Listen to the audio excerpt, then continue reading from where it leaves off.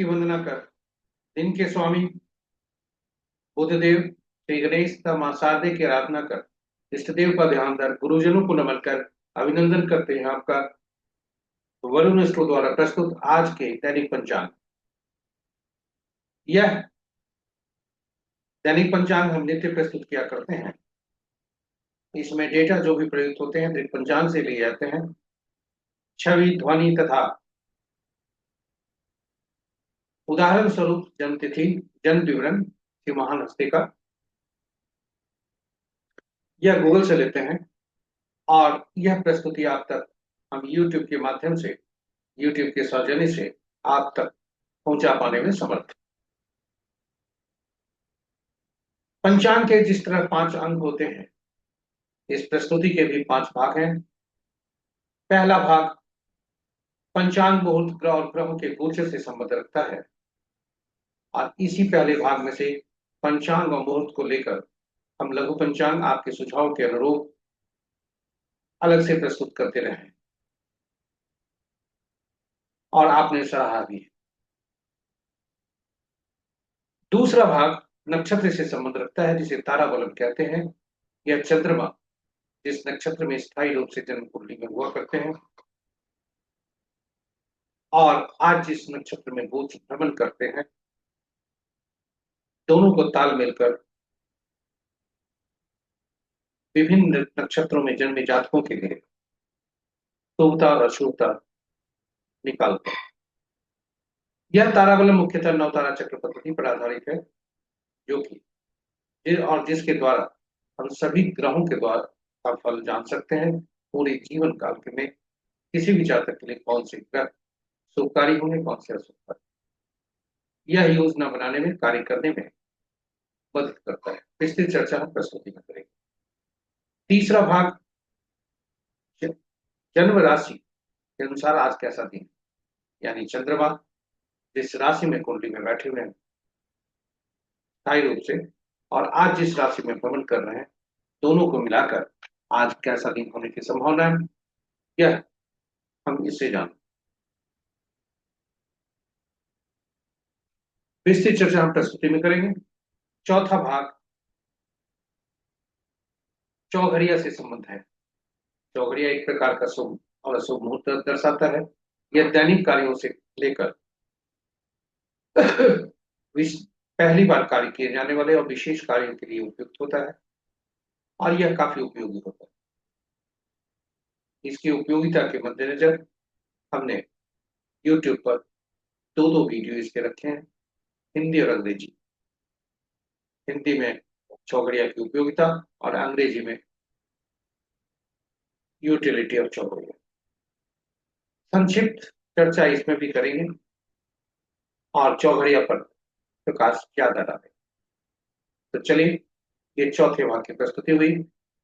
पांचवा और अंतिम भाग अंक ज्योतिष से संबंध है। अंकों के अंक में हम जन्म लेते हैं। ईश्वर द्वारा प्रदत्त हमें अंक ही मिलते हैं उपहार के रूप में और हम अंक के साथ रहते, पलते, बढ़ते हुए अंकों के पीछे ही भागते हैं, चाहे वह पढ़ाई के क्रम में हो, कंपटीशन क्वालिफाई करने के क्रम में हो, रोजगार के क्रम में हो, आमदनी के क्रम में हो, अंक ही हमारे लिए महत्वपूर्ण हुआ करते हैं और अंक विभिन्न रूप में हमारे पास आते हैं। तो अंकों पर परिचय और अंक ज्योतिष में अंकों को पहचानना बहुत ही आसान है, क्योंकि अंक 1 से 9 ही होते हैं। इसलिए अंकों को पहचानना, अंक असंतुलित है, अंक अगर हमारे असफल फल दे रहे हैं तो उनको पहचानना और फिर उनका निराकरण करना, यह बहुत आसान। तो अंक ज्योतिष में जो चर्चा है वो 2 भागों में। पहला अंक ज्योतिष पर संक्षिप्त परिचय और दूसरा विभिन्न आज का जो दिन है, आज की जो तिथि है, वह विभिन्न तिथियों को जन्मे जातकों के लिए क्या संकेत दे रहे हैं शुभता का। तो चलिए 5वां तक भाग तक हर भाग अपने आप में महत्वपूर्ण है, ज्ञानवर्धक है और रोचक होने वाला है। इसलिए आप कहीं जाइएगा नहीं, हमारे साथ बने रहिए। हाँ, कागज कलम जरूर खोल के रखेंगे ताकि कुछ भी आप नोट कर सकें जो भविष्य में आपके लिए उपयोगी। तो इन्हीं प्रस्तुति के साथ हम आपको आगे बढ़ते हुए चलते हैं। थोड़ी सी चर्चा पंचांग।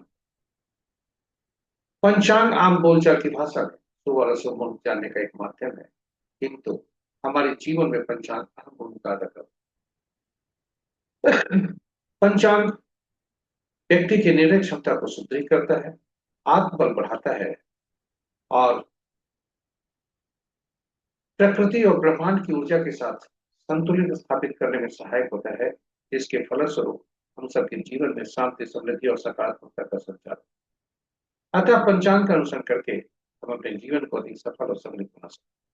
चलिए आइए पंचांग की हम भूमिका को देखते हुए हम सब अब पंचांग का अनुसरण करें और अनुसरण करके अपने जीवन में शांति, समृद्धि और सकारात्मकता का संचार सुनिश्चित करते हुए अपने जीवन को अधिक सफल और समृद्ध।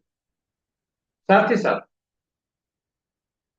साझा करें प्रस्तुति को अपने मित्रों, परिजनों तथा शुभेच्छुओं के संग, ताकि वे भी पंचांग का अनुसरण करके अपने जीवन में शांति, समृद्धि और सकारात्मकता का संचार सुनिश्चित करते हुए अपने जीवन को अधिक सफल और समृद्ध बना सकें और हम सब उनके इस प्रयास में एक माध्यम बनकर होने के फल।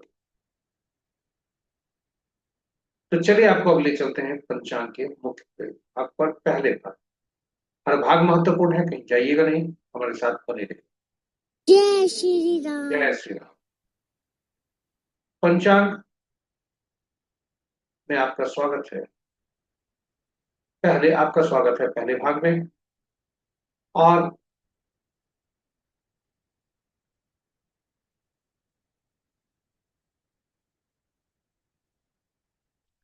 आज का दिनांक 15 अक्टूबर 2025, माह कार्तिक, पक्ष कृष्ण, शाका संवत 1947 विश्व वसु, विक्रम संवत 2082 कलायु और कल युग का 5126। सूर्योदय 5:47 पर, सूर्यास्त 5:23। आज का दिशा शुभ, sunrise at 5:47 AM, sunset at 5:23 PM। आज का दिशा शुभ उत्तर है। फिर भी इस दिशा में यात्रा करने को बाध्यता हुई तो तिल या धनिया का सेवन कर यात्रा में शुभता है। पंचांग के पांचों अंक, वार बुधवार, तिथि दिन के 10:33 तक नौमी, जो रीता तिथि के अंतर्गत आता है। उसके बाद 10वीं, जो पूर्ण तिथि के अंतर्गत आता है। नक्षत्र दिन के 12 बजे तक पुष्य, उसके बाद अश्लेषा। योग देर रात्रि 2:57 तक साध्य, उसके बाद शुभ। और करण अपराह्न 10:33 तक गर्भ और फिर रात्रि 10:29 तक मनीष और उसके पश्चात वृश्चिक होता है। ये रहे हमारे पंचांग के पांचों। महत्वपूर्ण मुहूर्त में जाने के पूर्व भोलेनाथ को देखते हैं कि भोलेनाथ का वास आज कहाँ है और उसकी शुभता कैसी है। ओम नमः शिवाय। जय भोलेनाथ, जय भोलेनाथ, जय ओम भोलेनाथ। नमः शिवाय। तो जब तक नौमी तिथि है, भोलेनाथ सभा स्थल पर है, जो कि शुभ नहीं है। उसके बाद क्रिया 10वीं तिथि जब तक आरंभ होता है, वे क्रिया स्थल में है, जो कि कष्ट एवं दुखदायी होता है। इसलिए दोनों शुभ नहीं। जय भोलेनाथ। ओम नमः शिवाय। ओम नमः शिवाय। महत्वपूर्ण मुहूर्त के शुभ और अशुभ मुहूर्त में चलते हैं।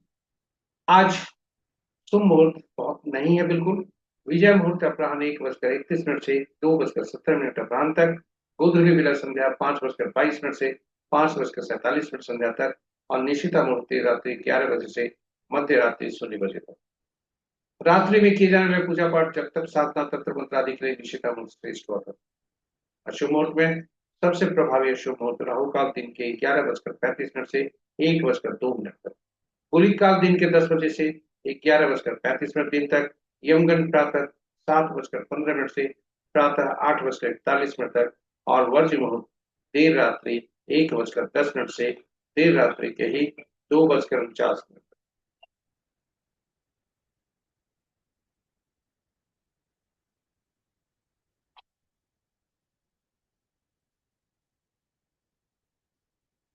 और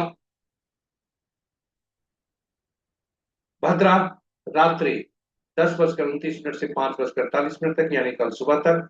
और गंडमुख दिन के 12 बजे से कल के सूर्योदय तक। तो ये रहे हमारे आज। यह भी बता दें कि भद्रावास पाताल में है, जो कि अशुभ है। ये रहे हमारे पंचांग के आज के शुभ और अशुभ मुहूर्त। ग्रहों के आकाशीय स्थिति को देखते हैं, जो कि स्थानीय समय पटना के 5 बजे प्रातः का है। तो अंश के अनुसार सूर्य देव, बृहस्पति देव ये गोचर करने के लिए अपनी दूसरी राशि में जाने के लिए तत्पर है, और इसलिए ये वृद्धावस्था की ओर अग्रसर। सूर्य देव 17 तारीख को और बृहस्पति देव 18 तारीख को अपनी राशि परिवर्तन करेंगे। राशि के अनुसार देखें तो मित्र राशि में 3 ग्रह, शत्रु राशि में 2 ग्रह, सम राशि में 3 ग्रह और अपनी राशि में 1 ग्रह। बुध की राशि में सबसे ज्यादा ग्रह 3 ग्रह हैं, शुक्र की राशि में 2 ग्रह हैं, और मंगल की राशि में कोई ग्रह नहीं है। शेष ग्रहों की राशि में एक एक ग्रह। शुक्र बुध की राशि में और बुध सूर्य की राशि में। शुक्र कन्या राशि में जिनके स्वामी बुध होते हैं, और बुध तुला राशि में जिनके स्वामी शुक्र होते हैं। इसलिए शुक्र और बुध का आपस में राशि परिवर्तन है, नक्षत्र परिवर्तन आपस में किसी का नहीं।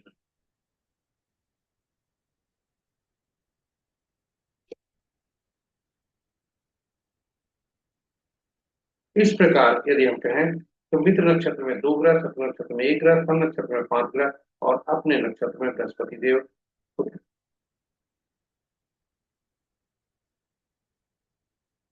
और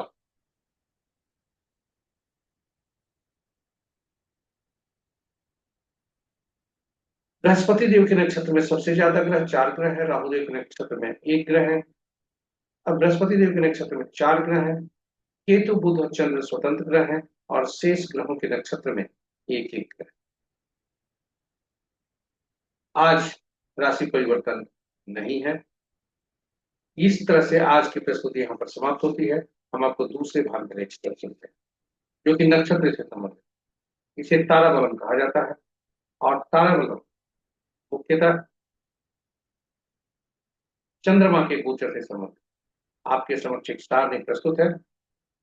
ताराबलम के समक्ष जो हॉरिजॉन्टल कॉलम है, इसमें जो नक्षत्रों के नाम लिखे हुए हैं, यह चंद्रमा के गोचर से संबंधित रखता है, या चंद्रमा किस नक्षत्र में गोचर करता है।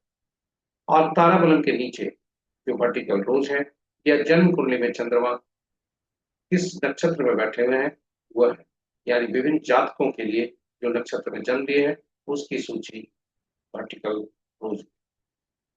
और दोनों को मिलाकर हम यह देख हम पाते हैं कि आज का तारा क्या कहता है। तो कुल 9 परिस्थितियां बन सकती हैं।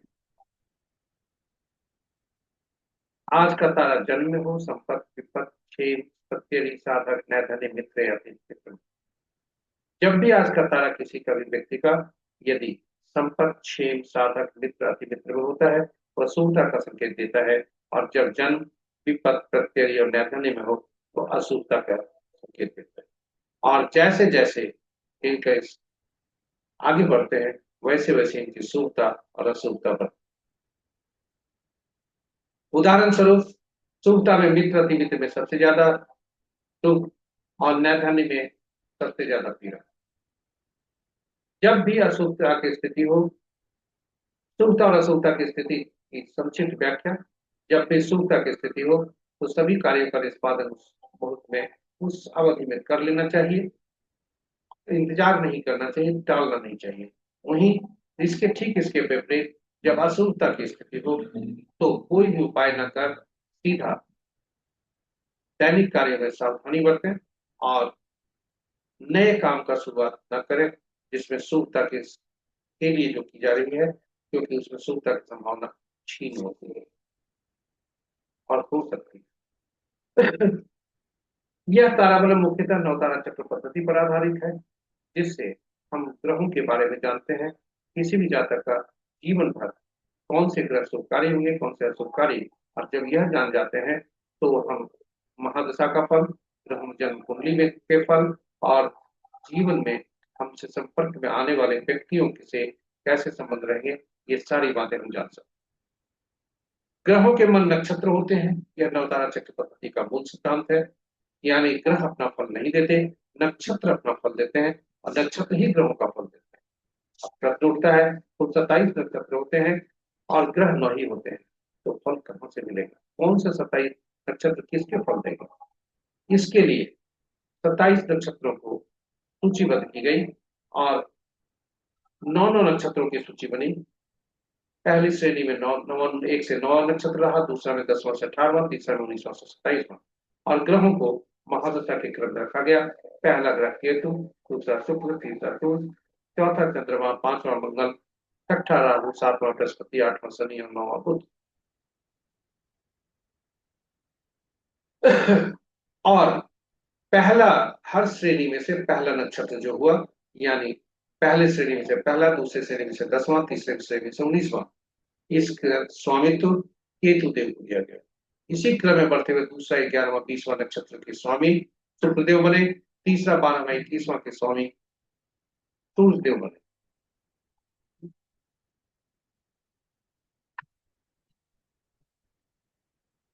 और इसी क्रम में बढ़ते हुए बुध देव 9, 18वां 27वां नक्षत्र के स्वामी बने। और सूची इस प्रकार बनी। अब प्रश्न उठता है कि फलित कैसे होगा? जी हाँ, आज बुधवार है, चलिए बुध से पकड़ते हैं। जिस जातक का जन्म अश्लेषा, ज्येष्ठा और रेवती नक्षत्र में हुआ हो, उसके लिए बुध स्वामी बनेंगे, बुध पहला ग्रह बनेंगे।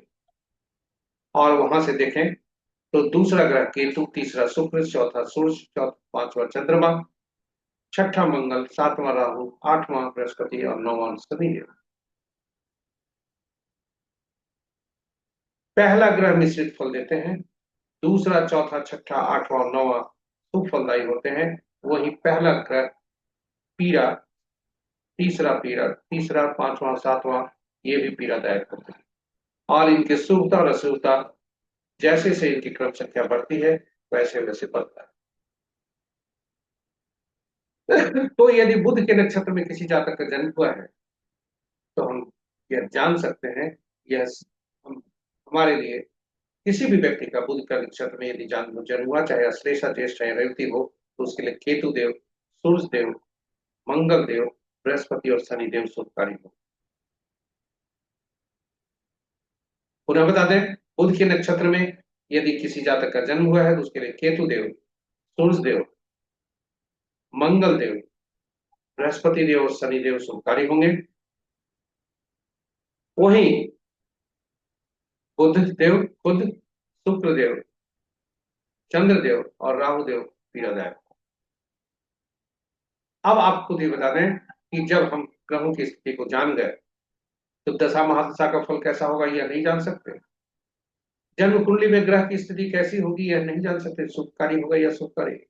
और इनके नक्षत्र में, अशुभ नक्षत्र में जन्मे जातक से यदि हमारा संबंध होता है, तो हमारे लिए पीड़ादायक होंगे। शुभ नक्षत्र में जन्मे जातक, हम शुभ फलदायी वाले ग्रह के में जन्मे जातक हमारे लिए शुभकारी हो, और यह आजीवन के लिए।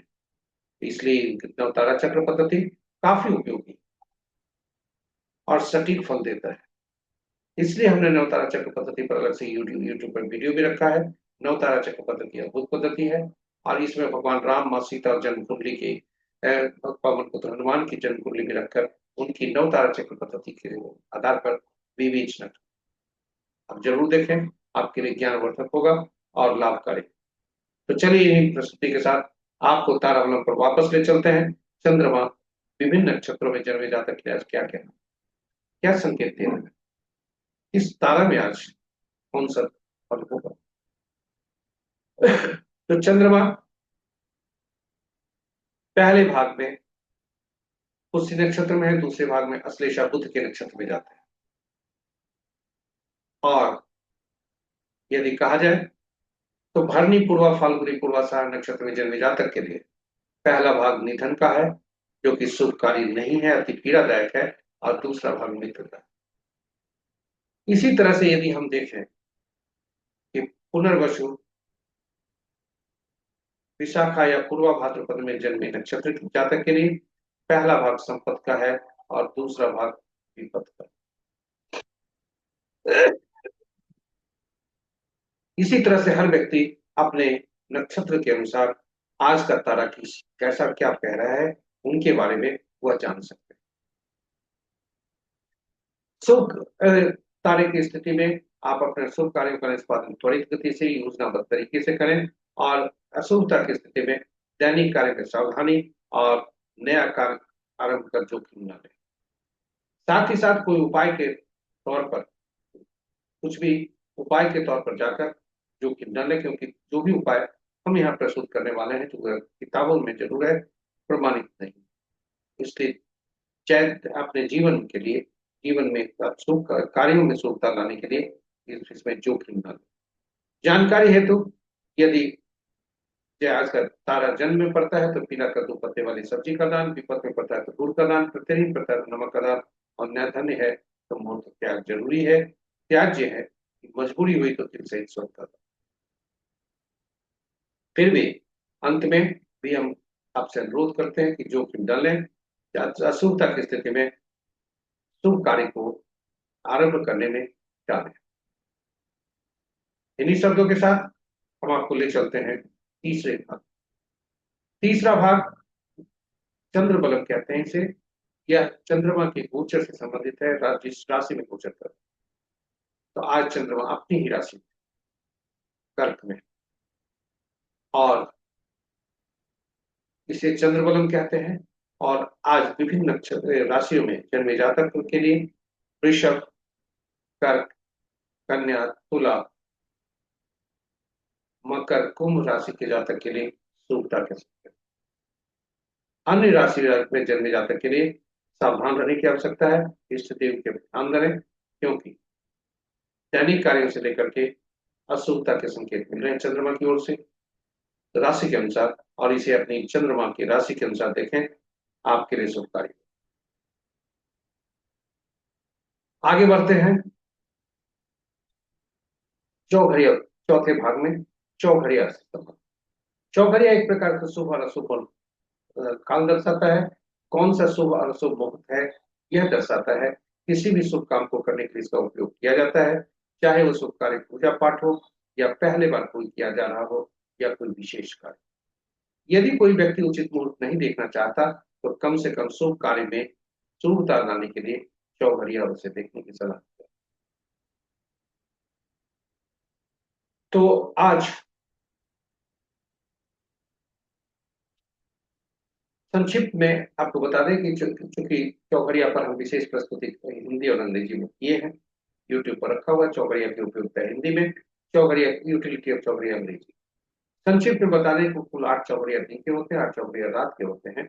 और ये 8 चौघड़िया जो होते हैं ये दिन के होते हैं और रात के होते हैं। इन चौघड़िया को दिनों से साप्ताहिक दिनों से संबद्ध रखने हेतु तो 7 चौघड़िया का नामकरण हुआ, और 8वां चौघड़िया जो होता है आदि का चौघड़िया, वह अंत का भी चौघड़िया हो, चाहे दिन का हो या रात को। इस तरह सभी चौघड़िया का साप्ताहिक दिनों से संबंध हुआ। और हम जानते हैं हर साप्ताहिक दिन के स्वामी ग्रह अलग अलग होते हैं, और वे विशेष कार्य के लिए, विशेष प्रयोजन के लिए, विशेष उद्देश्य के लिए उपयुक्त हुआ करते हैं। इस प्रकार हर चौघड़िया कोई न कोई सभी ग्रहों से संबंध इनका हो गया, और ये सभी ग्रहों से संबंधित विशेष कार्य के लिए यह उपयुक्त हुए, विशेष प्रयोजन के लिए उपयुक्त, इसलिए चौघड़िया की उपयोगिता और बढ़ जाती है। अब चौघड़िया की उपयोगिता में आप देखेंगे कि जब भी दिन का चौघड़िया होता है तो यह अनुभव के आधार पर है, यह किताबों में नहीं लिखा हुआ है। दिन में चौघड़िया जो काल चौघड़िया हुआ करता है, तो कि शनि देव का चौघड़िया है काल चौघड़िया, और दिन सूर्य देव का हुआ करता है। इस दोनों में कटुता रहती है, दोनों में आपस में शत्रुता रहती है, इसलिए शनि देव का चौघड़िया हमेशा काल चौघड़िया से ग्रसित रहता है।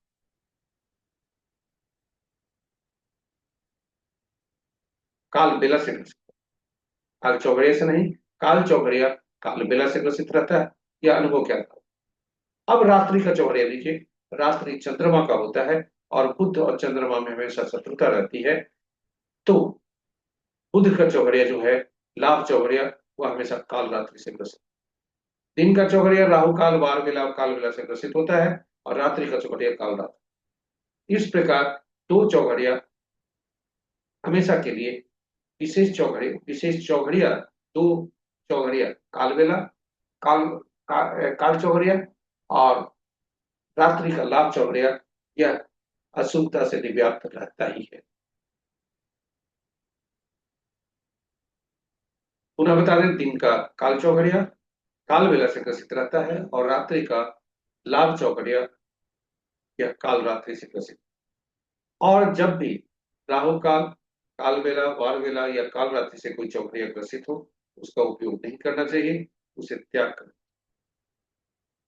अब आज का चौघड़िया देखते हैं कि आज का चौघड़िया क्या कहता है। आज का चौघड़िया देखें, जो हमने कहा काल बेला से काल चौघड़िया काल बेला से ग्रसित है और रूप चौघड़िया राहु काल और वार बेला से ग्रसित। रात्रि का लाभ चौघड़िया जो 2:42 से 4:15 तक है, वो काल रात्रि से ग्रसित। इस तरह से हम चौघड़िया की उपयोगिता कर सकते हैं, यह बहुत ही उपयोगी। अब आपको पांचवें और अंतिम भाग में नहीं कराए हैं, जो अंक ज्योतिष के अनुसार है। अंकों के अंक में जैसा हमने संक्षिप्त परिचय दिया है, अंक ज्योतिष में 1 से 9 अंक ही उपयोगी होते हैं। 1 से 9 तक अंक जो उपयोगी होते हैं, अगर आप देखें, ये एक अंक में होते हैं, सिंगल डिजिट में होते हैं, डबल डिजिट में नहीं होते। जब भी कोई अंक हमारे समक्ष आते हैं, दो अंकों या उससे ज्यादा कर, तो उनके अंकों को जोड़कर एक अंक में परिवर्तित करें। शून्य को गणना में नहीं लेते, क्योंकि शून्य अनिश्चितता को दर्शाता है। और 1 से 9 तक अंक के अंक को देखें तो पांचवा अंक ऐसा है जो कि 1 और 9 के बीच आता है, मध्य में आता है, इसलिए यह मध्यस्थता का काम करता है, सबसे शक्तिशाली अंक। इसके कोई शत्रु नहीं है, सभी मित्र हैं। और इस तरह से जब भी अंकों में असंतुलन होता है, हम 5 अंकों का ही सहारा लेते हैं। इन अंकों के जो अंक हैं, इनके शासक ग्रह भी हैं। 1 के सूर्य, 2 के चंद्रमा, 3 के बृहस्पति, 4 के राहु, 5वां का बुध, 6 का शुक्र, 7वां का केतु, 8वां का शनि, 9वां का मंगल। और इन अंकों को इनकी उपयोगिता के अनुसार, इनके उपयोग के अनुसार विशेष नाम से पुकारा जाता है अंकों के लिए। 1 को राजा या सरकार से, 2 को रानी या पार्टनर से, 3 को गुरु या सलाहकार से, 4 को शरारती तत्वों से या नियम तोड़ने वाले व्यक्तियों से, हाईली डिप्लोमेटिक पर्सन से, 4 को शरारती, 5 को राजकुमार से, 6 को मंत्री या सुख सुविधा प्रदान करने वाले व्यक्तियों से, 7वां को धर्मगुरु या ऐसे व्यक्ति जिसे पूर्व में घटने वाले आगे भविष्य में घटने वाली घटनाओं का पूर्वाभास हो। 8वां, समाज के नीचे तबके के लोग, हमारे नीचे अधीन काम करने के वाले कर्मचारी, नौकर चाकर तथा न्यायालय से। 9 का हो सेनापति, पुलिस, डॉक्टर, पुंस। इनसे जाना जाता है, इन नामों से जाना जाता है। अब यदि आप देखें तो हम जब जन्म लेते हैं तो ईश्वर द्वारा प्रदत्त हमें उपहार के रूप पर कुछ अंक मिलते हैं, और वह जन्म तिथि के रूप में। तिथि, माह और वर्ष उनके अंक हुआ करते हैं। और ये तिथि, माह और वर्ष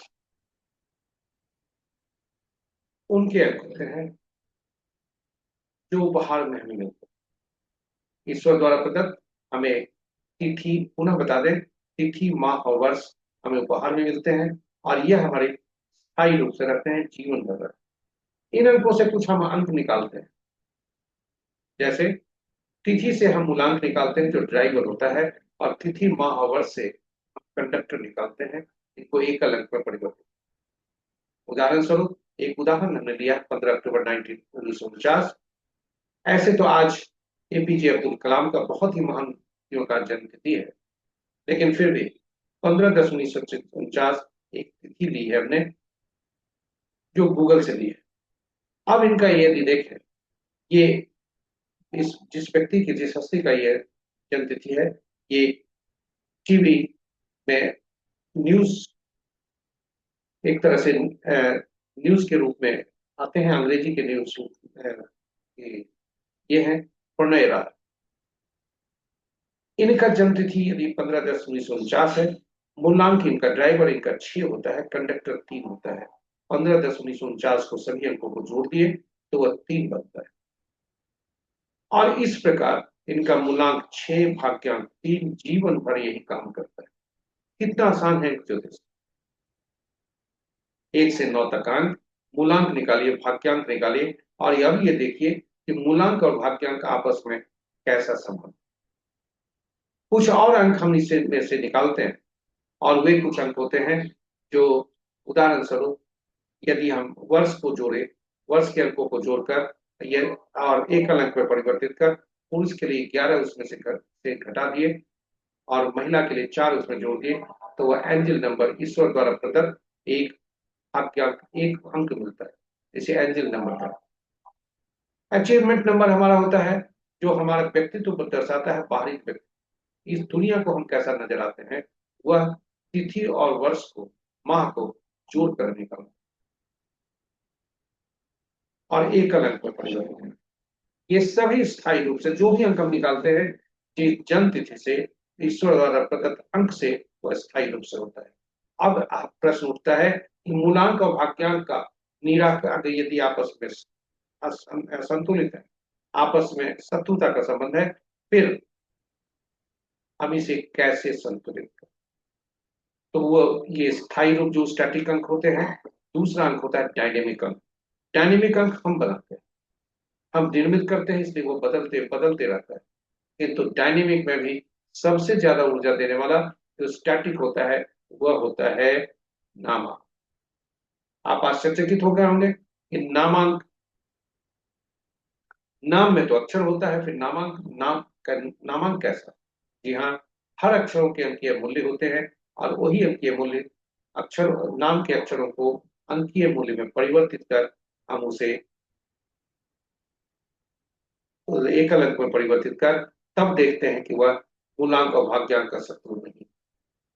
साथ ही साथ नाम का पहला अक्षर वह भी महत्वपूर्ण है, क्योंकि वह ऊर्जा देता है, सबसे ज्यादा टेंशन देता है जैसे ही नाम का पहला अक्षर पुकारा जाए। तो वैसी स्थिति में नाम का पहला अक्षर भी शत्रु का अक्षर नहीं, शत्रु अंक का अक्षर न हो, यह हम सुनिश्चित करते हैं। तो अंकों की दुनिया में यदि आपका कहे तो नाम के पहले अक्षर का आप ये देखें कि अक्षरों का अंकीय मूल्य है, और प्रणय राय का हमने नाम का अंकीय मूल्य निकाला, वह 3 होता है। इनका नामांक 3। अब आप आतुर होंगे ये जानने के लिए कि आखिर अंकों के शत्रु कौन कौन है।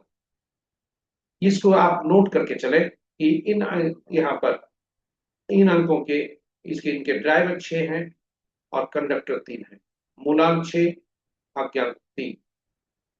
इनमें कैसा संबंध है यह हम जानेंगे, और उसके बाद अंकीय मूल्य से आप देखें कि नामांक इनका क्या होता है। यह जस्ट उदाहरण है, आप आगे भी अपने एक्सरसाइज अपने कुटुंब के, अपने रिश्तेदार के, अपने भी कर सकते हैं।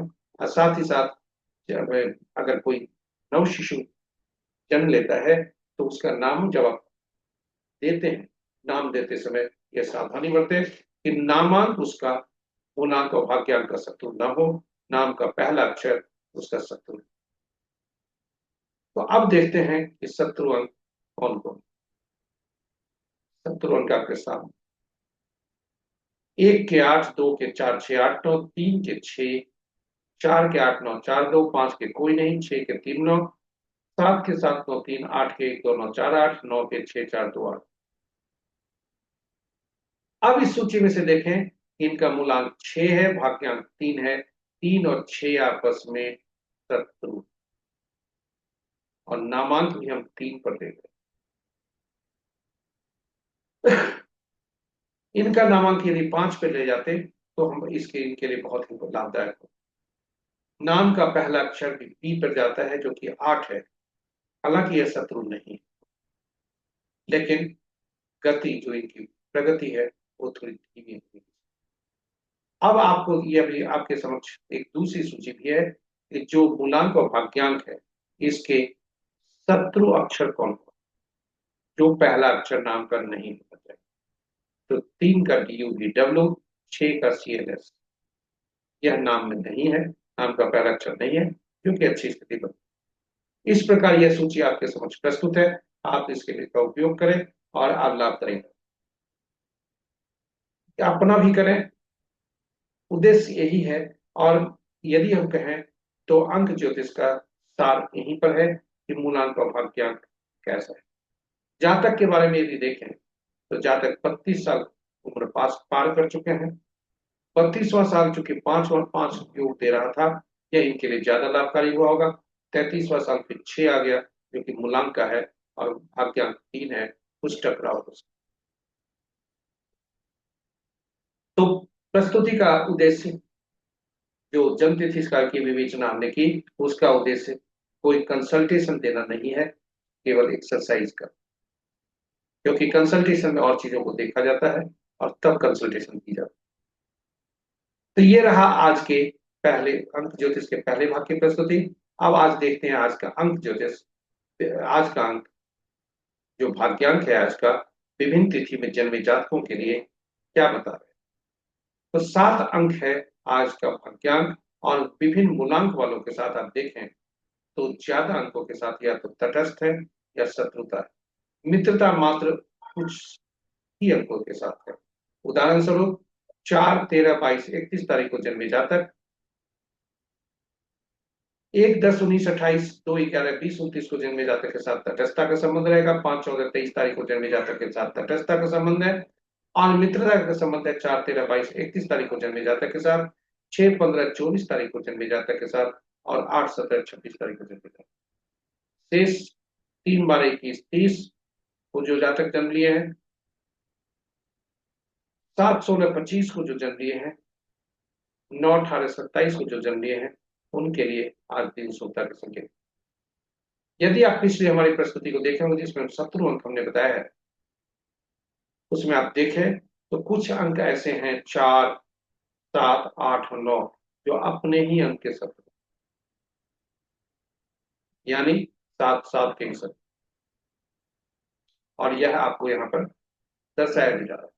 तो इस तरह से आज के अंक ज्योतिष के अनुसार आज कैसा दिन रहने की संभावना है विभिन्न तिथियों को जन्मे जातकों के लिए, यह आपके समक्ष हमने प्रस्तुत किया।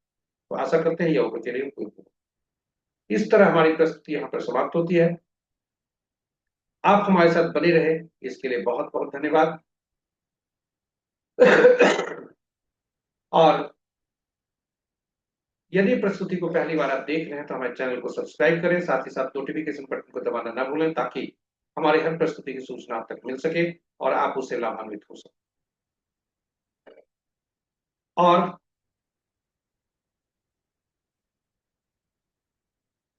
अंत में हम आपसे विदा लेने के पूर्व आपसे आग्रह करेंगे कि प्रस्तुति को साझा करें अपने मित्रों, परिजनों तथा शुभेच्छुओं के संग, ताकि वे भी आपकी तरह विभिन्न प्रस्तुत यहाँ प्रस्तुत विभिन्न प्रस्तुतियों पर से ज्ञान प्राप्त कर, कुछ लाभ प्राप्त कर, और अपने जीवन के लिए जीवन में उसका उपयोग कर अपने जीवन को सफल और समृद्ध बना सके। इन्हीं शब्दों के साथ हम आपसे विदा लेते हैं। जय बुद्धदेव, जय गणेश, जय मां शारदे। उनकी असीम कृपा पर बनी रहे, और आज आपका दिन शुभ।